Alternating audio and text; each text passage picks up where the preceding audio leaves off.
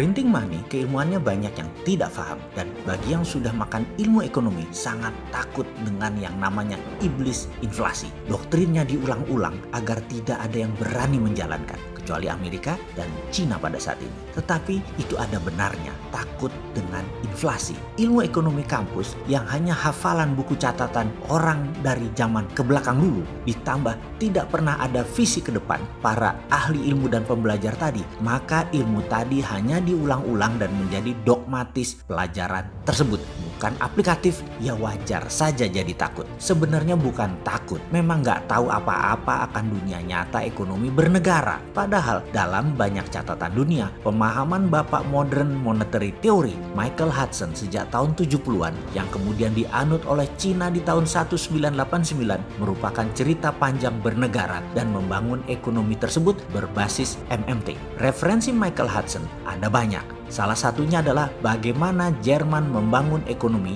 hanya kurang dari 15 tahun dari tahun 1919 yang merupakan beban berat Jerman kala itu yang kalah Perang Dunia Pertama, di mana Jerman bukan saja jadi miskin namun harus menanggung beban hutang biaya perang yang dibayarkan kepada negara-negara pemenang Perang Dunia Pertama waktu itu. Jerman membangun industrinya dengan printing money, dan di tahun 1936 Jerman ekspansi. Jerman menjadi negara kuat. Jerman menjadi negara adidaya. Sisanya adalah sejarah. Churchill, pemimpin tertinggi Inggris tahun 40-an, juga FDR, Franklin Delano Roosevelt, memerintahkan JMK, seorang ekonom handal di ujung masa baktinya di bidang ekonomi, untuk menghitung biaya perang agar Amerika dan Inggris menang perang. Berapa biayanya dan apa saja yang harus dibangun. Dunia menyebut ilmu tersebut adalah war cost accounting, dan kemudian printing money dilakukan. Selepas Perang Dunia Kedua,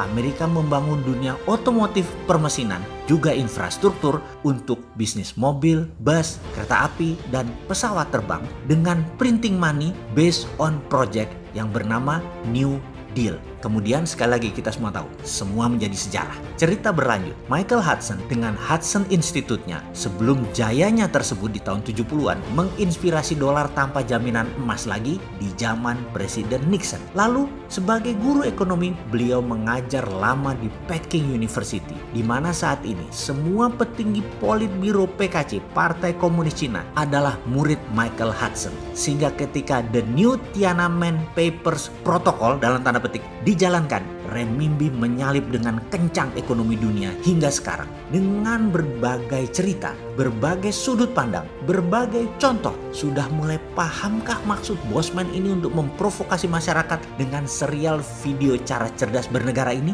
Walau sering para cebonger kebakaran jenggot, karena si Sontoloyo ini sering menyindir kalimat, terutama yang disindir adalah 4L. Tetapi jujur, tidak ada kebencian sedikit pun terhadap bangsa dan negara ini. Hanya saja kita ingin maju dengan cepat, berdaulat, sehingga semua ilmu yang bisa membuat Indonesia berdaulat sampai ratusan episode ini hanya menjadi jejak sejarah bahwa kaum Sontoloyo serius ingin menjadikan Indonesia terdepan, di depan, melewati Cina, melewati Amerika. Kita punya segalanya untuk menjadi terdepan. Capek saya kalau baca berita, hutang lagi, kelihatan banget bukan ahlinya kelola negara. Karena terjadi pengulangan. Mana visinya yang membuat Indonesia memimpin dengan visi out of the box-nya? Sekali lagi, karena kita punya apa yang mereka tidak punya. Karena itu kita bisa menjadi yang terdepan. Hanya mental keberanian dan knowledge saja yang perlu ditambahin. Pasti Indonesia berjaya. Saya nggak sabar nunggu 4 tahun lagi. Karena peristiwa saat ini, risetnya global ekonomi ala corona ini disebabkan oleh corona ini. Ini adalah moment of greatness-nya Indonesia.